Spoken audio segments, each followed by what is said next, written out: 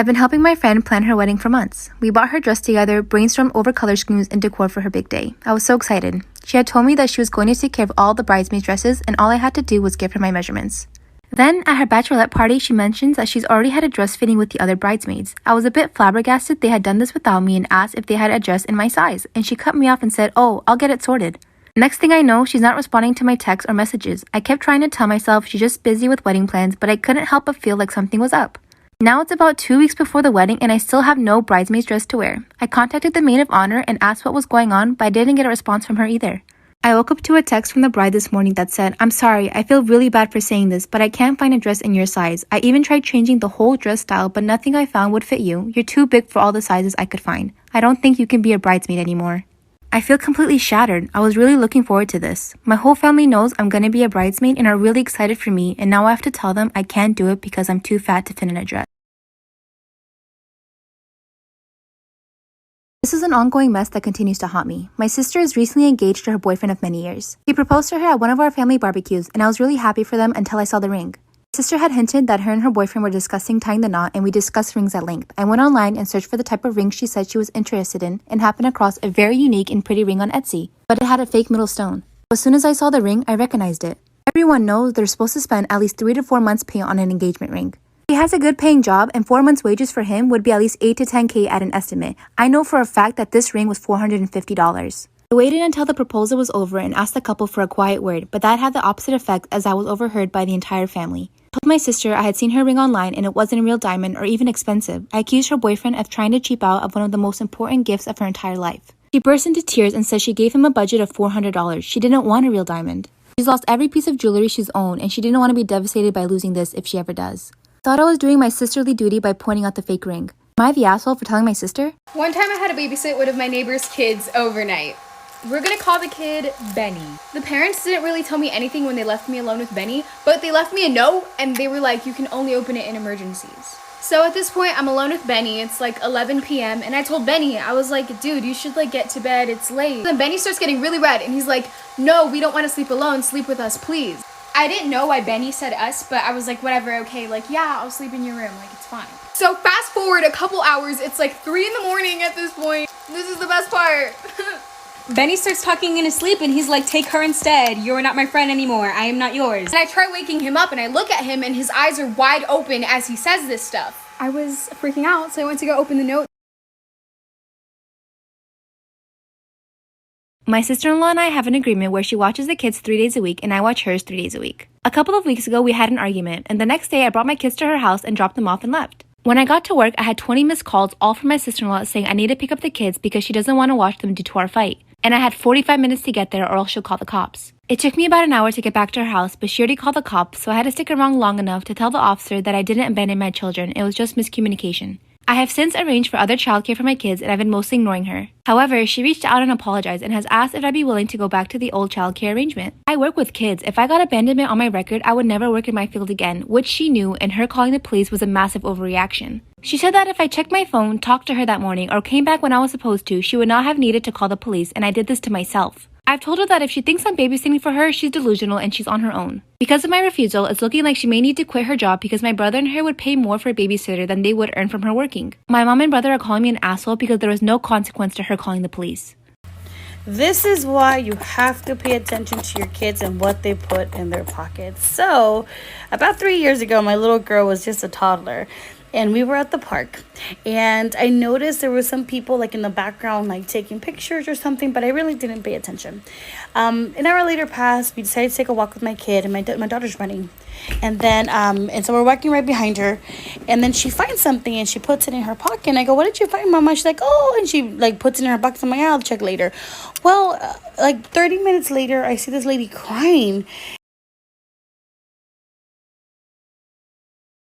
This is one of the biggest lies I ever told to get myself out of trouble. So back in high school, I used to run on the cross country team, but by no means was I competitive or athletic at all. I was honestly just there for the social aspect of it. All throughout my freshman year of high school, I would literally run to Cold Stone Creamery to get ice cream and bring it back to everyone on my bus. I don't know if that tells you what kind of athlete I was, but yeah. Somehow I still didn't get caught for doing this stuff, and by later in high school, my friends and I decided to pretty much never go. I mean, we would show up to practice, but we would wait until everyone was ahead of us and then turn the opposite direction and sprint to Starbucks. We literally did this almost every single day. And then we would call cute boys from other schools to come meet us over there. We would literally get coffee with them, go shopping, and then once we saw the team getting close again, we would just run back to school and pretend like we did the workout. Until one day I was called down to the principals. They said it had to do with my cross country. Okay, story time. So I work at a jewelry store, and today a man came in looking for a gift for his wife for their 10th year anniversary. He ended up picking out a piece that said, "My beautiful wife." And I said, "Anything else for you today?" And he said, "No, that's it for her, but I do want to make another purchase using a separate credit card. And could you possibly create a different account for me?" And I said, "Sure, what are you looking for?" And he said, "Do you have anything that says girlfriend?" And I said, "Yes." And he said, "Perfect, I'll take it. And do you have anything that says happy 1-year anniversary to go with it?" And I said, "Yes." And he said, "Perfect, I'll take it." So I boxed everything up all nice and I put them in their respected bags. He had me mark a K for Kristen on the bottom of his wife's bag and an L for Laura on the bottom of his girlfriend's bag. I put pretty bows on them. I handed it to him. I said, "They're gonna love it. Have a nice day." And he said, "Thank you." And shit, I just remembered that his wife's name is Laura and his girlfriend's name is Kristen. Storytime. My girlfriend wants me to propose again because she didn't like where I did it the first time. I decided to propose to my girlfriend of 3 years on our 3rd anniversary. I flew her to Vietnam, and after a couple of weeks traveling, we ended up in Cambodia. These were all places that were on her bucket list. After a long day of hiking in the heat through ruins, we retired back to our hotel, and when we were alone together, I proposed and she said yes. She took a shower, and I laid in bed thinking what an amazing day I just had and how I would get to spend the rest of my life with the woman I loved. When she came out of the shower, she was in tears. She handed me back the ring, saying she couldn't accept it because she didn't want her memory of my proposal to be in a hotel room. I played it cool and said I understood, but truthfully it hurt. I took her halfway around the world and helped her cross something that she wanted to do most of her adult life.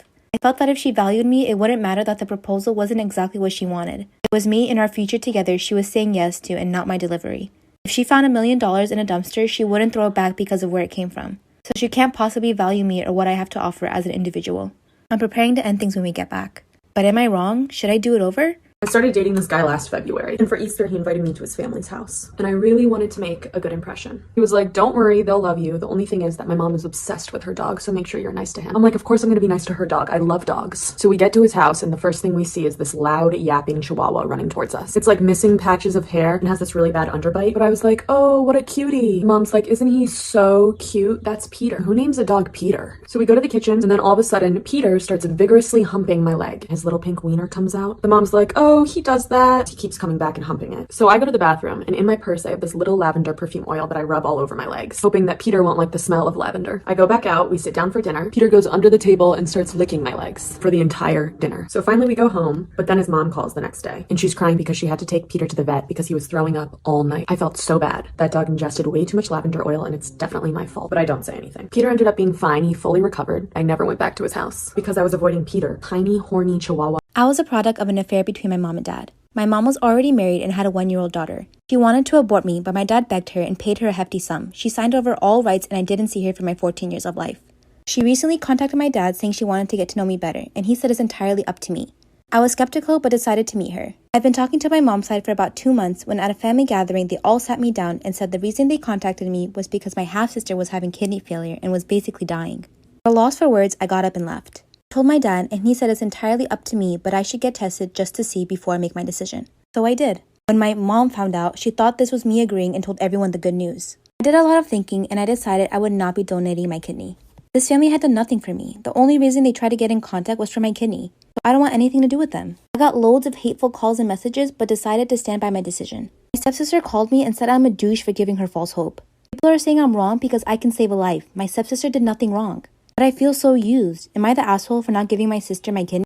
Part 1 of how I stole my boyfriend's side chick. My boyfriend Zach and I decided to check out a new restaurant in town for date night. We got in his car and started to head out. He usually has better cell coverage than me, so we were using the navigation on his phone to get to the new spot. I noticed his buddy from work, Matt, was texting him as usual. However, this time I noticed the heart emojis out of the corner of my eye at the top of the screen from Matt, which I thought was weird. I started to think about it, and Matt would always text pretty late at night, and my boyfriend always seemed really happy when texting him. I played it off like I was going to look for a faster route, picked up his phone and quickly called copied down the number. When we got to the restaurant, I started paying attention and noticed Zach texting throughout our date. The next day, I called the number and a girl named Jessica answered. He saved her number under Matt and told me he was a buddy from work for months. We started talking and she told me that she had no idea that he had a girlfriend. She also told me that they met on Tinder and they've been talking for a while. She was really honest and cool about it. Part 2 of how I stole my boyfriend's side chick. Jessica and I decided to meet up downtown and come up with a plan on how we were going to confront Zach about playing us both. We were planning on doing it together to make him as uncomfortable as possible. I was surprised when I first saw her because she was drop dead gorgeous, which made me a little nervous at first. We met up at a brunch spot and began talking over mimosas. She was furious with Zach for wasting her time and lying to her, as was I.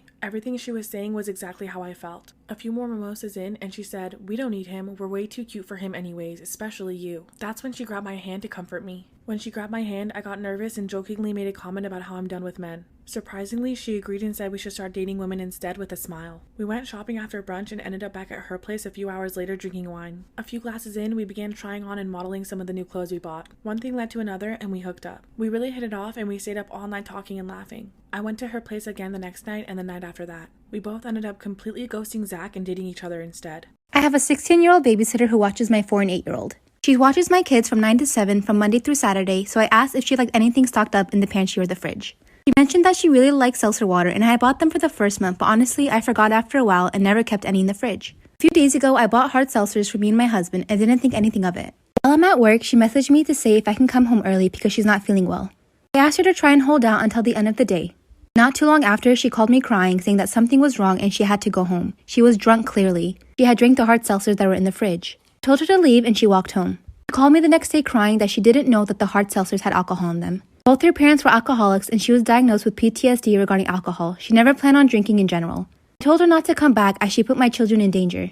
She says she really didn't know and she cares deeply about my children and would never ever drink or put them in danger. She really can't afford to lose this job. I told her to find a real job and that it wasn't my fault she got drunk.